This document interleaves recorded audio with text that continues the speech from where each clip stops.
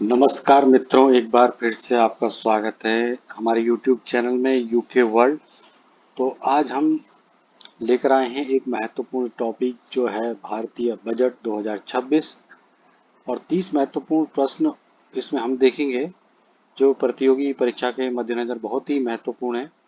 हर तरीके के competitive exam में अगर आप PCS ले लो, UPSC ले लो, बैंकिंग ले लो, रेलवे ले लो, कोई भी तरीके का किसी भी तरीके का आप कॉम्पिटिटिव एग्ज़ाम ले लो जो आजकल होते हैं, उनमें बजट एक ऐसा टॉपिक है जिससे प्रश्न पूछे ही पूछे जाते हैं और फैक्चुअल बेस प्रश्न होते हैं।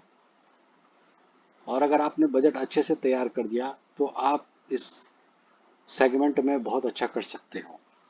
तो चलिए हम इसमें देखेंगे इन सारे प्रश्नों को और उनके उत्तरों को। तो पहला देखिए कि बजट की मूल बातें और संवैधानिक जो प्रावधान हैं उन पर हम बात करते हैं। पहला प्रश्न देखिए, इस प्रकार से पूछा जा सकता है कि केंद्रीय बजट 2026-27 को संसद में किसके द्वारा पेश किया गया? तो ये किया गया वित्त मंत्री निर्मला सीतारमण द्वारा। दूसरा है, भारतीय संविधान के किस अनुच्छेद के तहत राष्ट्रपति प्रत्येक वित्तीय वर्ष के लिए संसद में बजट यानी कि वार्षिक वित्तीय विवरण पेश करता है?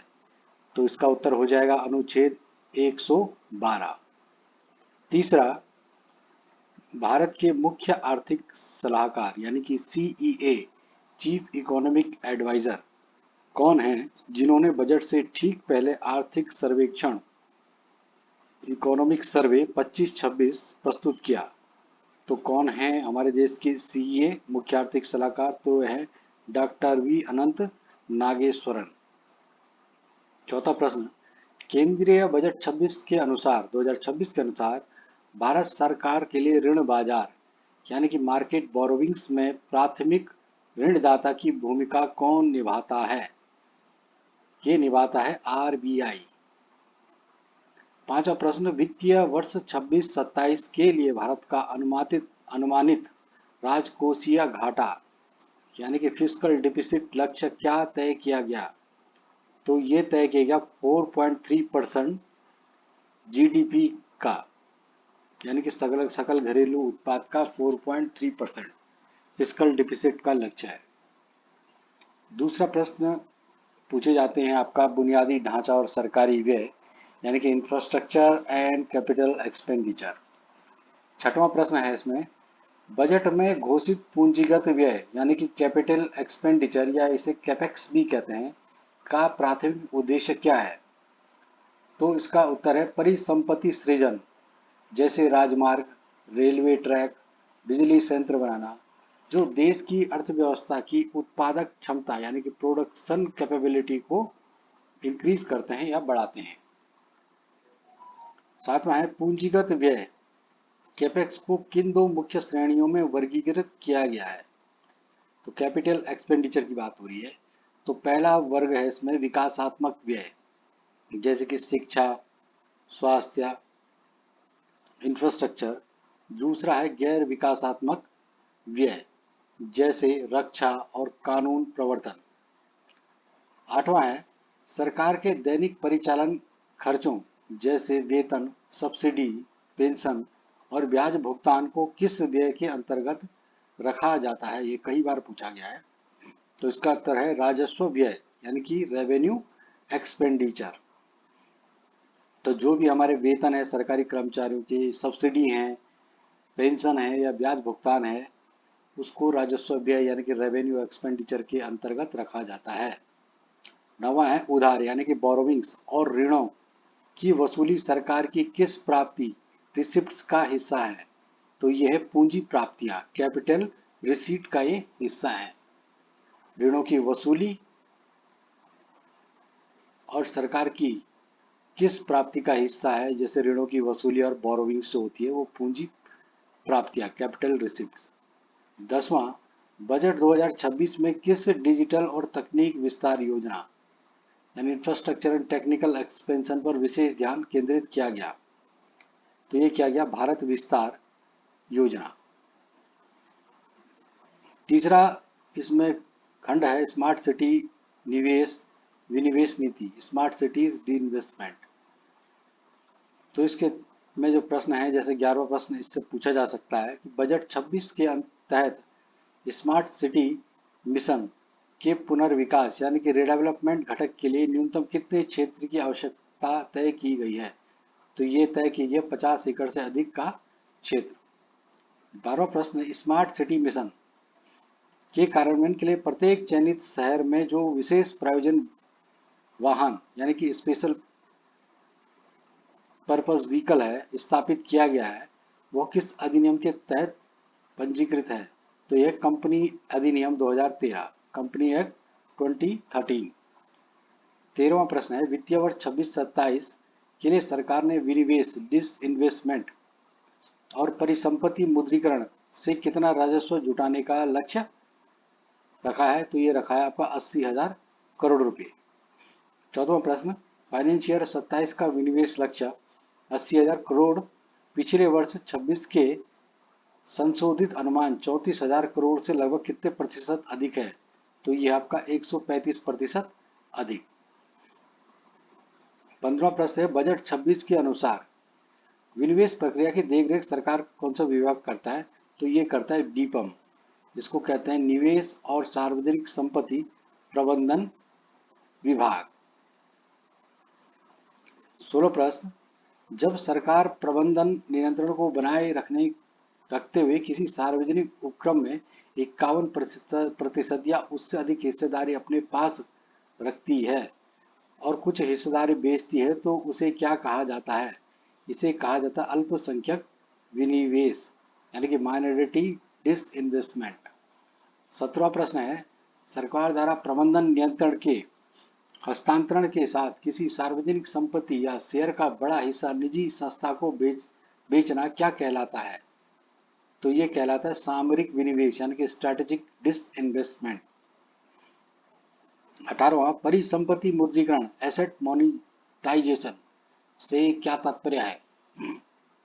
तो है स्वामित्व बेचे बिना, ओनरशिप बेचे बिना सार्वजनिक रूप से चालू या परिचालन संपत्तियों को लीज या अन्य माध्यमों से नकदी राजस्व में परिवर्तित करने को क्या कहते हैं? Asset monetization. 19वां है बजट 26 में गैर कर राजस्व नॉन टैक्स रेवेन्यू के प्राथमिक घटक कौन से बताए गए हैं? तो ये बताए गए लाभांश डिविडेंड्स, स्पेक्ट्रम नीलामी की आय और विनिवेश से प्राप्तियां। अब चौथा वर्ग जो है वो हरित ऊर्जा और नई तकनीक green energy and modern technology से संबंधित प्रश्न है। तो इसमें 20वां प्रश्न है देखते हैं बजट 26 में हरित ऊर्जा ग्रीन एनर्जी को बढ़ावा देने के लिए किन तकनीकों पर ग्रिड स्केल निवेश की घोषणा की गई है? ग्रिड स्केल निवेश तो यह बैटरी ऊर्जा भंडारण प्रणाली और ग्रीन हाइड्रोजन। अगला 21वां प्रश्न है बजट 26 में सेमीकंडक्टर और डिस्प्ले इको सिस्टम के विकास को गति देने के लिए किस मिशन के अगले चरण की बात की गई है? तो ये कही गई है भारतीय सेमीकंडक्टर मिशन 2.0 ISM 2.0। 22वां प्रश्न केंद्रीय बजट 26 में जैविक और जैव औषधियां पारिस्थितिक तंत्र को मजबूत करने के लिए किस नई पहल की घोषणा की गई है? तो ये की गई है बायोफार्मा शक्ति पहल। 23वां प्रश्न बायोफार्मा शक्ति योजना का मुख्य उद्देश्य क्या है? ऐसे प्रश्न कॉम्पिटिटिव एग्जाम में पूछे जाते हैं कि बायोफार्मा शक्ति योजना का मुख्य उद्देश्य क्या है? तो इसका उद्देश्य टीकों, जीन थेरेपी, एकल वंशीय प्रतिरक्षी, मोनोक्लोनल एंटीबॉडीज जैसे जैविक उत्पादों के घरेलू विनिर्माण को बढ़ावा देकर आयात पर निर्भरता को कम करना। और 5वां जो घटक है वो है कृषि टैक्स और कौशल विकास agriculture tax and skill development से संबंधित प्रश्न। तो इसमें 24वां प्रश्न देखते हैं कृषि और ग्रामीण अर्थव्यवस्था के तहत बजट 26 में किन उच्च मूल्य वाली फसलों को बढ़ावा देने के लिए नए कार्यक्रमों का प्रस्ताव है? तो ये आपका नारियल, कोको, काजू, चंदन, मेवे, नट्स। 25वां, सरकार द्वारा किस मिशन के तहत गोवर्धन योजना को और अधिक सुदृढ़ करने पर बल दिया गया है? तो ये है आपका स्वच्छ भारत मिशन ग्रामीण। 26वां प्रश्न, नियमों का पालन न करने वाले छोटे टैक्स पेयर्स के लिए विदेशी संपत्ति का अनजाने में खुलासा न करने पर बजट 26 में कौन सी योजना प्रस्तावित की गई है? तो इनके लिए है नॉन रेजिडेंट छोटे टैक्स पेयर्स के लिए एक वन टाइम कंप्लायंस स्कीम। 27वां, बजट 26 में प्रस्तावित विदेशी संपत्ति प्रकटीकरण योजना फॉरेन एसेट डिस्क्लोजर स्कीम को कितने भागों में बांटा गया है? तो 2 भागों में बांटा गया है, भाग ए और भाग बी। 28वां प्रश्न, बजट 26 में कर प्रशासन को सरल बनाने के लिए पुराने अधिनियम की गहन समीक्षा और नए ढांचे की घोषणा की गई। किसमें? नया आयकर अधिनियम, न्यू इनकम टैक्स एक्ट में। 29वां प्रश्न है, बजट 26 में कौशल विकास के लिए युवाओं को उद्योगों की वास्तविक जरूरतों के अनुरूप तैयार करने के लिए किस इंटर्नशिप मॉडल को विस्तार दिया गया है? तो इसका उत्तर है शीर्ष कंपनियों में प्रधानमंत्री इंटर्नशिप योजना, पीएम इंटर्नशिप स्कीम।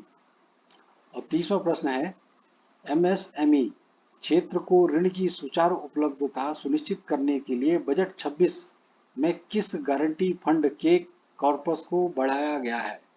तो ये बढ़ाया गया है credit guarantee fund trust for micro and small enterprises, और ये इसको शॉर्ट में लिखा जाता है CGTMSE। तो ये थे आप महत्वपूर्ण 30 प्रश्न बजट से संबंधित, जिसमें हमने अलग अलग खंडों में इसको देखा कि किस प्रकार से प्रश्न पूछे जा सकते हैं। अगर आपको वीडियो पसंद आए तो इसे लाइक और सब्सक्राइब जरूर करें, और आपको कैसा अनुभव हुआ इसको देख करके कमेंट बॉक्स में अपने अनुभवों को भी जरूर आप लिखें, और किस टॉपिक पर आप वीडियो चाहते हैं तो उससे भी आप लिखें कमेंट बॉक्स में। निश्चित तौर पे हम उसमें वीडियो बनाएंगे। तो चलिए आपसे फिर अगले वीडियो में मुलाकात होगी किसी नए टॉपिक के साथ। तब तक आप सभी का बहुत बहुत धन्यवाद। Good luck.